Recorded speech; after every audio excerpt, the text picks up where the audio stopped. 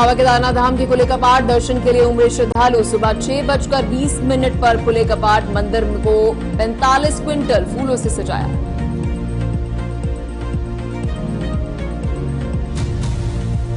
PFI पर action, UP, MP, Bihar समेत कई राज्यों में 17 ठिकानों पर एनआईए की रेड। प्रोफाइल्स देखो फिर मिलो, टू मच टेंशन। शादी लाइव एक नया रेवोल्यूशन, 1 घंटे में 10 मुलाकातें। अब शादी.com पर होंगी जरूरी बातें। Download now. बच्चे शरारती, बड़े बीमार। ये पेंट में हो सकता है कोई चमत्कार? नेरोलैक। ये पेंट नहीं, पेंट प्लस है। दीवारें इजीली साफ कर लो, जम्स की तुम बैंड बजा लो। With Beauty Gold, washable, Japanese technology बनाए मेरे घर को साफ प्लस से। भरोसे की नींव पर हो घर मेरा। आप अपने सपनों का घर बनाइए, मजबूती का भरोसा हमारा। ज्योति टीएमटी, भरोसे की ताकत।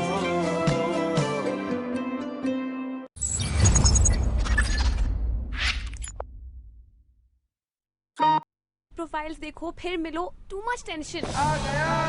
शादी लाइव एक नया रेवोल्यूशन, 1 घंटे में 10 मुलाकातें। अब शादी.com पर होंगी जरूरी बातें। Download now.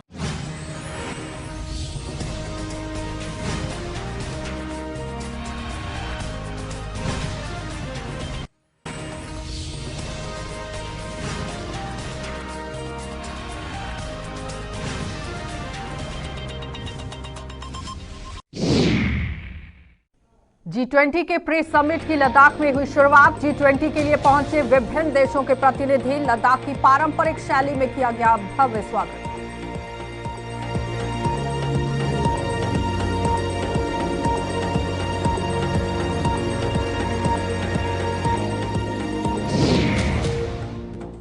अस्पतालों से निकाला गया डीआरडीओ अनुबंधित स्टाफ। जम्मू के कई अस्पतालों को चलाना हो रहा मुश्किल। ओपीडी, थिएटर और पोस्ट ऑपरेटिव यूनिट हुए प्रभावित।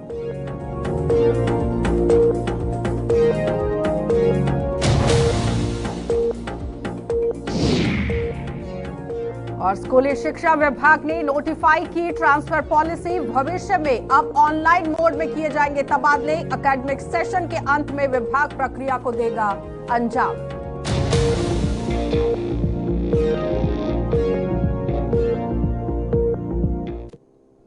नमस्कार, बुलेटिन में आपका स्वागत है। मैं हूं आपके साथ आशा सरमाल। चलिए सबसे पहले आपको लद्दाख लिए चलते हैं, जहां पर आप देखिए जम्मू कश्मीर और लद्दाख को मिली हुई G20 की मेजबानी के तहत लद्दाख में इस समय सम्मेलन के प्री समिट की आज यहां शानदार शुरुआत हो गई है।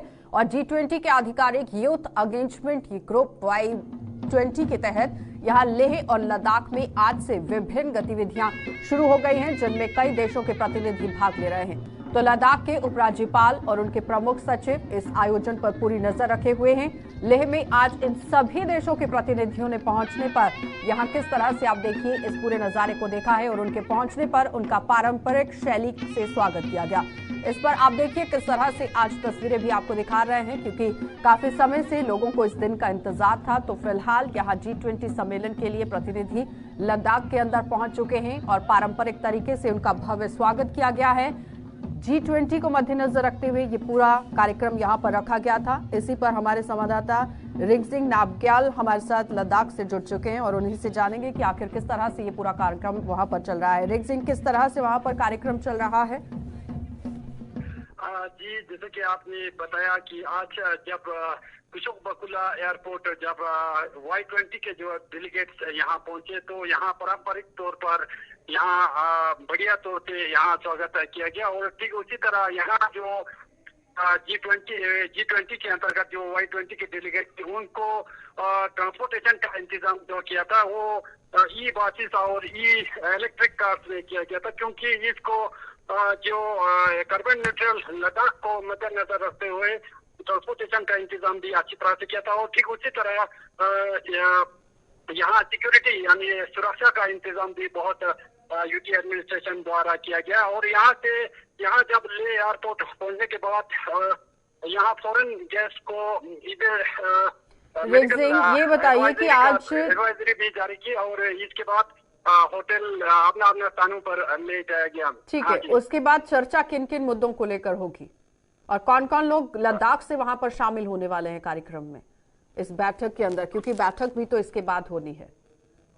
लद्दाख में जो प्रतिनिधि है, जो लद्दाख के जो प्रतिनिधि है, वो खासकर यहाँ के एंटरप्रेन्योर्स और यहाँ के जो अलग अलग संस्थानों से लोग इसमें जुड़ रहे हैं अभी, लेकिन कौन कौन मतलब इसमें पार्टिसिपेट कर रहे हैं इसको खुलासा नहीं किया है एडमिनिस्ट्रेशन द्वारा।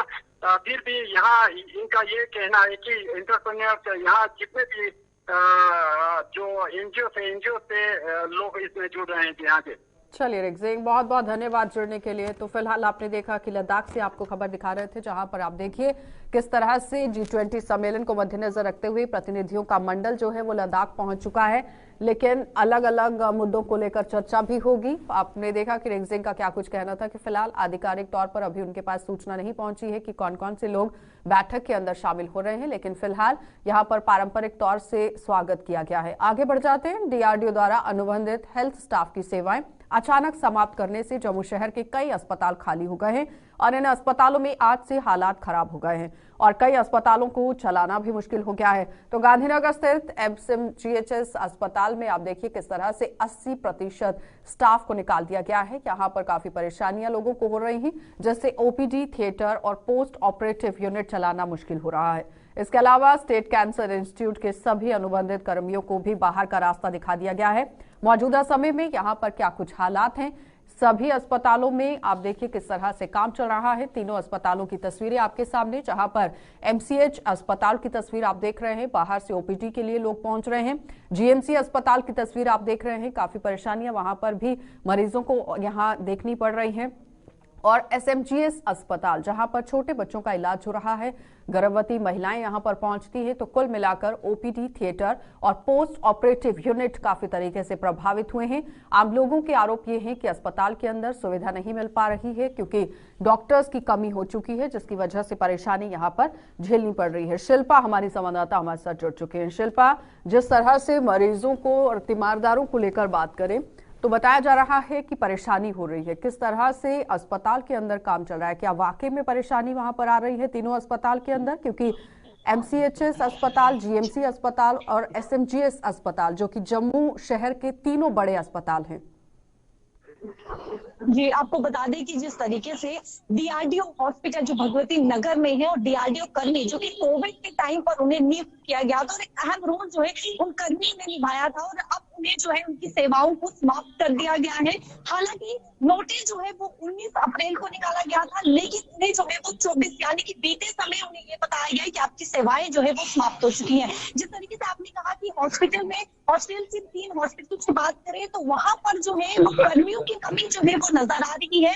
हालांकि जो भी ड्यूटी पर गए हैं, जो भी ऑफ पर गए हैं, उन्हें बुलाया जा रहा है। और इन 3 हॉस्पिटल की बात करें तो वहां पर इस वक्त कर्मियों की बात करें तो सबसे ज्यादा कमी जो है इन 3 हॉस्पिटल्स में देखने को मिल रही है, क्योंकि DRDO जो कोविड के समय काम कर रहे थे उनकी सेवाओं को समाप्त कर दिया गया है। और लेकिन इस बीच में शिल्पा, अगर प्रिंसिपल की बात करें तो वो कह रही थी कि पूरे अच्छे तरीके से काम वहां पर चल रहा है, नई OPDs का निर्माण किया गया है। अगर कोविड के थ्रू यहाँ पर मरीज पहुंचते हैं उनके लिए भी अलग से आइसोलेशन वार्ड्स का अरेंजमेंट किया गया है, डॉक्टर्स की तैनाती की गई है।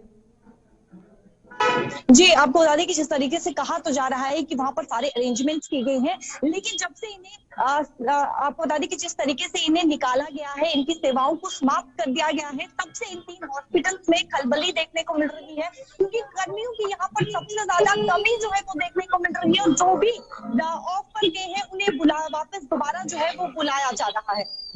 चलिए शिल्पा, बहुत बहुत धन्यवाद जुड़ने के लिए। तो एक अच्छी खबर ही इसे कहा जाएगा, क्योंकि DRDO अस्पताल के अंदर जब कोविड आपने देखा था कि जम्मू कश्मीर में आया है, उसकी लहर देखी गई थी, तो जाहिर तौर पर पैरामेडिकल स्टाफ, कई डॉक्टर्स की तैनाती की गई थी, लेकिन उसके बाद उन्हें यहाँ से आपने देखा था कि किस तरह से निकाल दिया गया था, धरने प्रदर्शन हुए थे, लेकिन उसके बावजूद भी किस तरह से काम जम्मू कश्मीर के अंदर होता रहा। लेकिन आज एक राहत भरी खबर ही से कहा जाएगा कि DRDO अस्पताल के अंदर दोबारा से यहाँ पर डॉक्टर्स को जो है वो बुलवाया जा रहा है और जो कमियां हैं अस्पताल के अंदर उसे पूरा किया जा रहा है। लेकिन फिलहाल अगर प्रिंसिपल की बात की जाए तो वो एक बड़ा दावा जरूर पेश करती हुई नजर आई है। उन्होंने कहा कि हर किस्म की सहूलियत जो है वो मरीजों को अस्पतालों के अंदर दी जा रही है और डॉक्टर पूरी तरह से प्रतिबद्ध है। आगे बढ़ जाते हैं, अब आपको स्कूली शिक्षा को मद्देनजर रखते हुए थोड़ी सी अपडेट दे देते हैं, क्योंकि स्कूली शिक्षा विभाग ने कई ट्रांसफर पॉलिसीज को नोटिफाई कर दिया है और इसके मुताबिक यहाँ विभाग में सभी तबादले एकेडमिक सेशन के तहत ही यहाँ पर होंगे और एकेडमिक सेशन के अंत में ऑनलाइन मोड में ये किए जाएंगे। सरकार के इस फैसले पर जानकारी के लिए आप देखिए किस तरह से आपके सामने दोनों तस्वीरें रखी जा रही हैं। एक तो आप जम्मू की तस्वीर देख रहे हैं, दूसरी आप श्रीनगर की तस्वीर देख रहे हैं, क्योंकि शिक्षा विभाग पर ये आरोप जरूर लग रहे थे कि लंबे समय से कई ऐसे शिक्षक हैं जो एक ही जगह पर बैठकर ड्यूटी दे रहे हैं। सरप्लस स्टाफ को लेकर भी कई तरह के आरोप लगे थे और यह भी कहा गया था कि रूरल एरिया जो कि ग्रामीण क्षेत्र हैं, दूर दराज के इलाके हैं, वहां पर शिक्षक नहीं पहुंच पा रहे हैं और ट्रांसफर पॉलिसी को मद्देनजर रखते हुए काम करने की जरूरत थी। तो अब आप देखिए स्कूली शिक्षा विभाग ने ही नोटिफाई कर दिया है कि स्कूली शिक्षा विभाग को किस तरह से ट्रांसफर पॉलिसी यहां पर बनानी है, नोटिफाई कर दिया गया है और भविष्य में अब ऑनलाइन मोड पर ही तबादले होंगे, क्योंकि जितना समय आपको अपने स्कूल में देना है आप उतना ही दे सकते हैं और उसके बाद आपको दूसरे स्कूल के लिए ट्रांसफर कर दिया जाएगा। इस तरह से खबर देखने को मिली है, लेकिन स्कूली शिक्षा को अब सुधारने के लिए इस तरह से कदम उठाने बहुत ज्यादा जरूरी थे, क्योंकि सरप्लस स्टाफ जो कि देखा जा रहा था, तो मुकम्मल तरीके से आप समझिए कि अगर स्वास्थ्य विभाग को भी सुधारने की कोशिश हुई है तो उसी तर्ज पर आप देखिए यहाँ शिक्षा विभाग को भी मद्देनजर रखते हुए काम करने की कोशिश की गई है। लेकिन अब देखना ही होगा क्या वाकई में इसमें ट्रांसपेरेंसी देखने को मिलेगी, यहाँ पर किस तरह से पारदर्शिता को लेकर काम किया जाएगा, ये बड़ा सवाल रहेगा, क्योंकि पहले भी आरोप यहाँ पर लगते रहे हैं कि आला अधिकारियों के जो रिश्तेदार हैं या फिर जो बड़े ओहदे पर यहाँ शिक्षक हैं वो एक ही जगह पर बैठकर कई सालों से अपनी सेवाएं दे रहे हैं। और कश्मीर और जम्मू के मुकाबले में अगर देखा जाए तो कई तरह के सवाल या निशान जम्मू में भी उठते रहे, कश्मीर में भी उठते रहे, लेकिन उस बीच में गांव और शहर का डिफरेंस करना बहुत जरूरी था, जिसमें बताया गया था कि दूरदराज के इलाकों में जहां 4 टीचर होने चाहिए वहां पर सिर्फ और सिर्फ 2 हैं और शहर की बात करें तो जहां 4 होने चाहिए वहां पर 10 टीचर तैनात हैं। तो कुल मिलाकर अब इस पर जानकारी लेते हैं। ऋतिका हमारी संवाददाता हमारे साथ ज्वाइन कर चुकी है। ऋतिका, जिस तरह से शिक्षा विभाग पर सवालिया निशान उठ रहे थे, अब नोटिफाई कर दिया गया है, कितनी राहत यहाँ पर अब बच्चों को मिलेगी? आपको बता देना चाहते हैं कि यहाँ पे तमाम तरीके के इकदाम किए गए हैं। पॉलिसी ऑनलाइन तरीके से अप्लाई कर पाएंगे। इसी को लेके हम इसके तमाम जवाब जो हैं वो इसी तबके से जुड़े हुए जितने भी लोग हैं उन्हीं की जुबानी आप तक पहुंचाना चाहेंगे। अभी हमारे साथ बातचीत करने के लिए chairman teacher forum Ganesh Khajuria ji मौजूद हैं। जी सर, आप क्या कुछ कहना चाहेंगे? मैडम, सबसे पहले फुल फ्रेम में छोड़ दीजिए। टीचर आपके चैनल का शुक्रिया अदा करता हूँ कि आपने मुझे अपने विचार रखने पर यहाँ पर आमंत्रित किया। मैडम, सबसे पहले जो अभी कल जो शाम को हमारे प्रिंसिपल सेक्रेटरी श्री लोक कुमार जी ने न्यू ट्रांसफर पॉलिसी निकाली है, हम उसको वेलकम करते हैं। हम जो ये भी उम्मीद करते हैं कि क्योंकि जो बच्चा है हमारे टीचर्स फोरम का शुरू से एक स्लोगन रहा है, जो बच्चा है वो हमारी प्रायोरिटी है। हम टीचर हैं, हमारा काम है स्कूलों में पढ़ाना।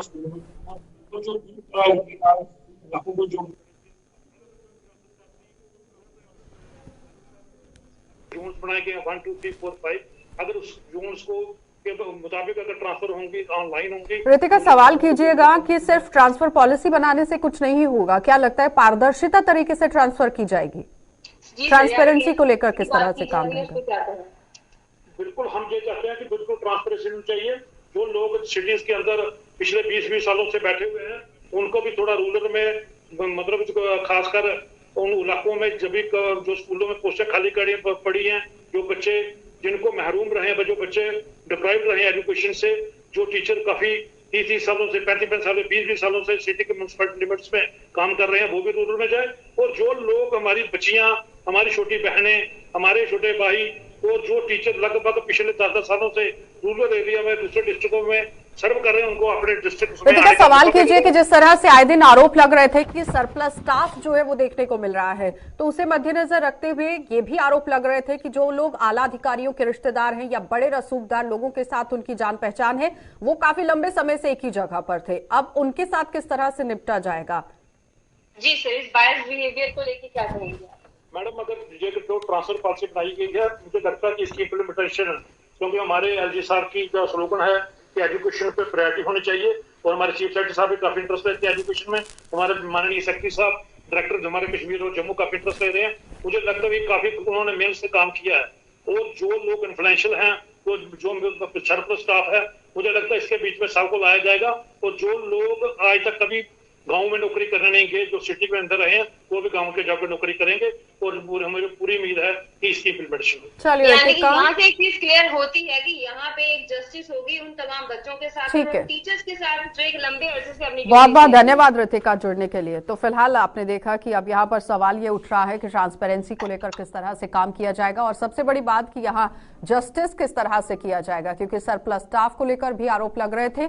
और मुकम्मल तरीके से अब देखना ये होगा कि ट्रांसफर पॉलिसी जो बनाई गई है उसमें किस तरह से काम होता है। आगे बढ़ जाते हैं, अब आपको पंचायत कॉन्फ्रेंस के हवाले से एक खबर दिखा देते हैं, जहां पर आप देखिए किस तरह से पंचायत कॉन्फ्रेंस को अब यहां पर बिल्कुल भी नागवाजा जो है वो गुजर रहा है, क्योंकि सरकार की तरफ से जो फैसला लिया गया है उस पर किस तरह से पंचायत कॉन्फ्रेंस अपना पक्ष रख रही है वो जरा देख लीजिए। क्योंकि जम्मू कश्मीर पंचायत कॉन्फ्रेंस ने पंचायती चुनाव समय पर करवाने के सरकार के फैसले पर आपत्ति जता दी है, और पंचायत कॉन्फ्रेंस उपराज्यपाल द्वारा रविवार को दिए गए उस बयान से खुश नजर नहीं आ रहे हैं, जिसमें उन्होंने पंचायती चुनाव हर हाल में समय पर करवाने का ऐलान कर दिया। और जम्मू कश्मीर में बीडीसी का कार्यकाल यहां 2024 और डीडीसी का कार्यकाल दिसंबर में 2025 में खत्म होने जा रहा है, और पंचायत कॉन्फ्रेंस ने इसी का हवाला देते हुए पंचायतों के चुनाव इन दोनों का कार्यकाल खत्म होने के बाद करवाने की मांग कर दी। और आपको ये बताते चले, लेकिन एलजी मनोज सिन्हा की तरफ से ये कह दिया गया है कि बहुत ही जल्दी यहां पर पंचायत के जो चुनाव हैं वो करवाए जाएंगे। अक्टूबर नवंबर में यहां पर चुनाव जो है वो करवाने की बात कही गई है, लेकिन मुकम्मल तरीके से अब देखना ये होगा कि पंचायत कॉन्फ्रेंस लगातार इसके विरोध में उतर आई है, क्योंकि बीडीसी और डीडीसी का जो समय है वो अभी बहुत देरी से खत्म होना है। 25 तक खत्म होने की संभावना यहां पर जताई जा रही है, क्योंकि बीडीसी के जो कार्यकाल हैं वो 2024 में खत्म होंगे और डीडीसी का जो कार्यकाल है वो 2025 में खत्म होगा। तो लिहाजा अब इस तरह से नवंबर दिसंबर में यहां पर किस तरह से चुनाव हो सकते हैं, इस पर कई तरह के सवाल या निशान पंचायत कॉन्फ्रेंस की तरफ से लगा दिए गए हैं। लेकिन अब देखना ही होगा क्या वाकई में प्रशासन इस पर गौर फरमाएगा या नहीं, क्योंकि एलजी मनोज सिन्हा की तरफ से एक बड़ी बात जरूर कही गई है कि यहां पर सरकार को जल्द ही चुनाव करवाने चाहिए पंचायत को मद्देनजर रखते हुए, क्योंकि 3 टायर सिस्टम को अलग तरीके से यहां पर स्थापित करने की कोशिश की गई, जिसका लाभ आम जनता को मिला। और उसके साथ साथ पंचायती राज एक्ट को लेकर भी उपराज्यपाल बात करते हुए नजर आए कि पंचायती राज एक्ट और 3 टायर सिस्टम को यहां पर स्थापित किया गया है।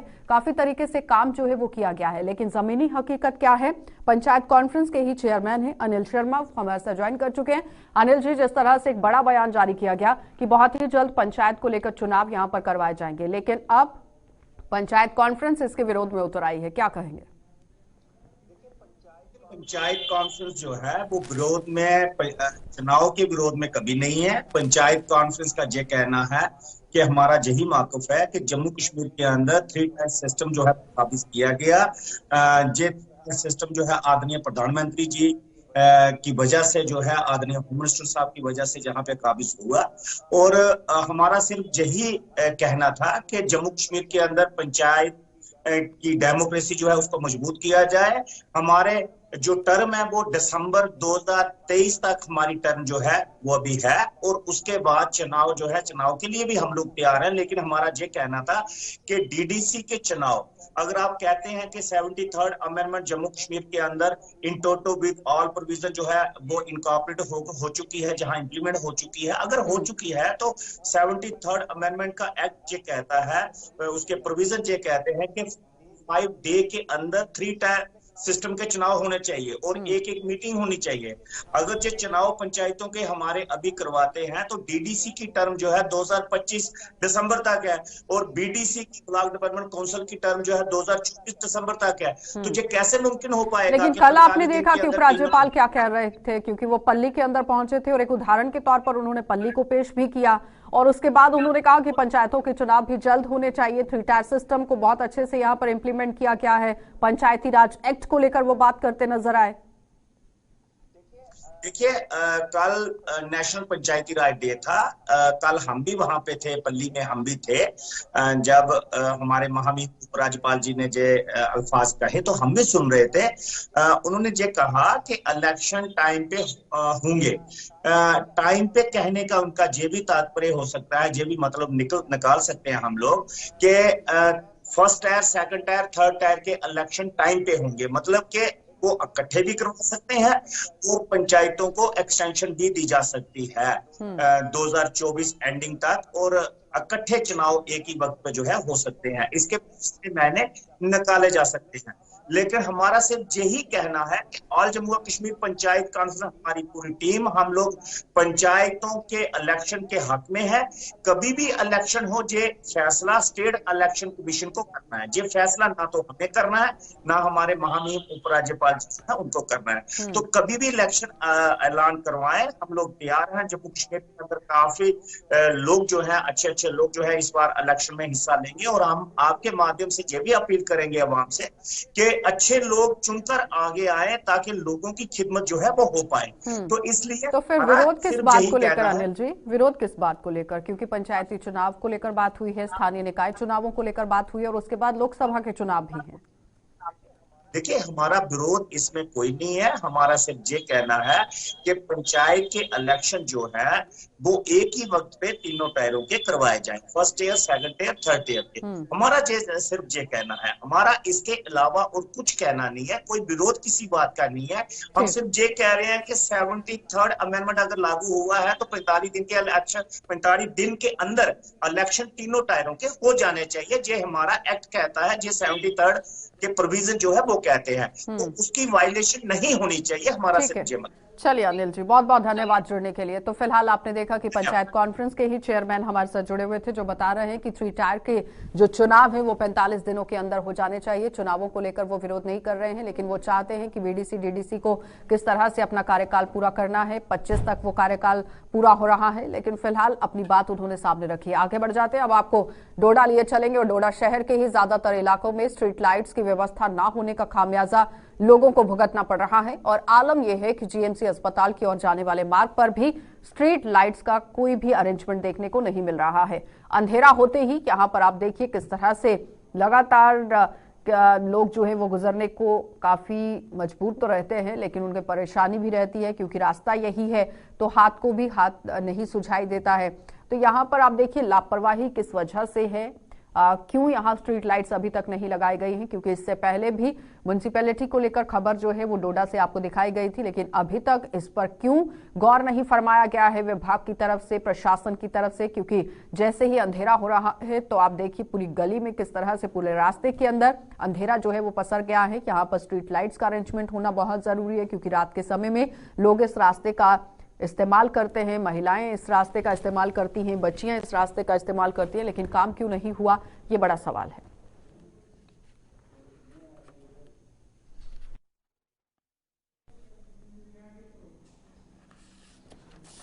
तो फिलहाल तस्वीरों में आप देख रहे हैं किस तरह से स्ट्रीट लाइट्स का अरेंजमेंट होना चाहिए था, लेकिन अभी तक नहीं देखा गया है। कई तरह के सवालिया निशान जीएमसी अस्पताल पर तो लगते नजर आए, लेकिन उस बीच में आपने देखा था कि यहाँ पर जीएमसी पर भी लगातार सवालिया निशान जो है वो जम्मू में उठ रहे थे। लेकिन डोडा से आप खबर देख रहे हैं, जहां पर म्युनिसिपल कमेटी को यहाँ संज्ञान लेने की जरूरत थी, और उससे पहले यहाँ प्रशासन को भी गौर फरमाने की जरूरत थी। इसी पर ज्यादा जानकारी लेंगे, वसीम गट्टू हमारे साथ जुड़ चुके हैं। वसीम, पहले भी इस खबर को दिखाया गया था, लेकिन अभी तक इस पर कोई काम नहीं हुआ है, क्या लगता है क्यों देरी हो रही है, और क्यों इस पर प्रशासन जो है वो मूक दर्शक बनकर तमाशा देख रहा है?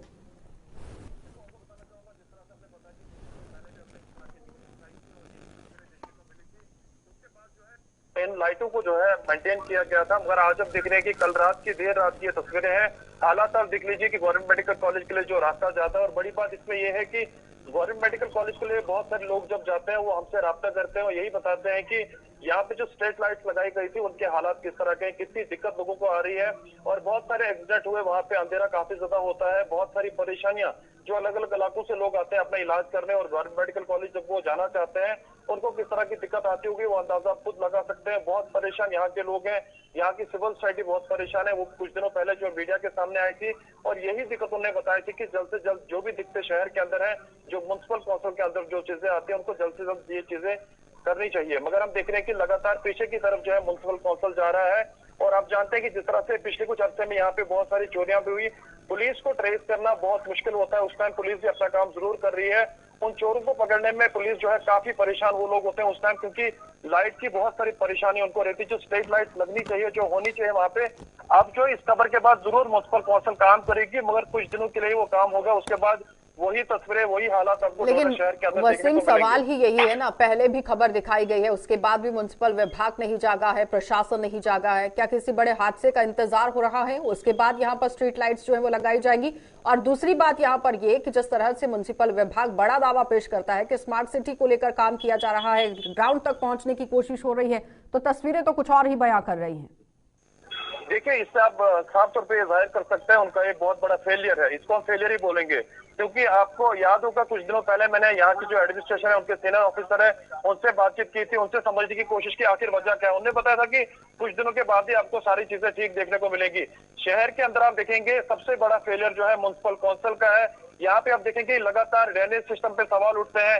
शहर के अंदर आवारागर्द जानवर है, कोई भी संज्ञान, कोई भी कदम आपको देखने को नहीं मिलेगा और लोग कहीं ना कहीं हर दिन परेशान होने को देखने को मिलते हैं।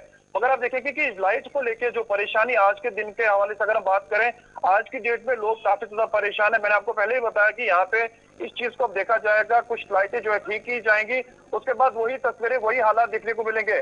कुछ दिनों पहले जो डिप्टी कमिश्नर पहले यहाँ पे थे विकास शर्मा जी, उनने साफ तौर पे म्युनिसिपल काउंसिल के जो चेयरमैन है, उनके साथ जो ईओ है, उनको ये बताया गया था कि आप यहाँ पे सोलर लाइटें लगाइए। मगर जमीनी सतह पे वो सोलर लाइटें कहीं पे भी आपको देखने को मिलेंगी, वही पुरानी लाइटें यहाँ पे लगाई गई है। यहाँ के लोग ये भी बता रहे हैं कि जो लाइटें आती हैं इनको, उन लाइटों का जो है एक टीम बनाई जाए, वो टीम जो है इस चीज को देखी जाए। कुपवाड़ा के अंदर से जिस तरह से खबर सामने आई थी कि 6.12 करोड़ रुपए जो है वो गबन कर दिए गए और 3600 स्ट्रीट लाइट्स लगाई जानी थी, लेकिन ग्राउंड पर एक भी नहीं। तो यहाँ पर जो बजट है वो क्या लगता है कि किस तरह से उसका भी इस्तेमाल हो रहा है? कहीं ऐसा तो नहीं है कि वो भी घोटाले की भेंट चढ़ रहा है?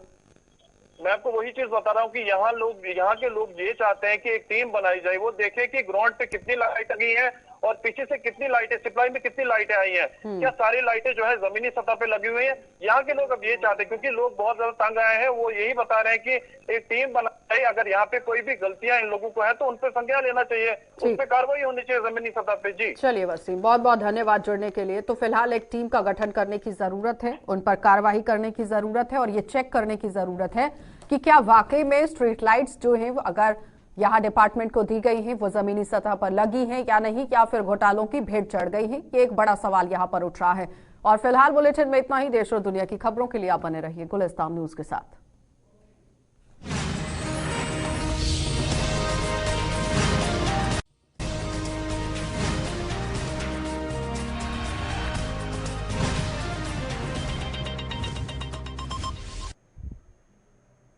Sponsored by Goodrich Samovar Noon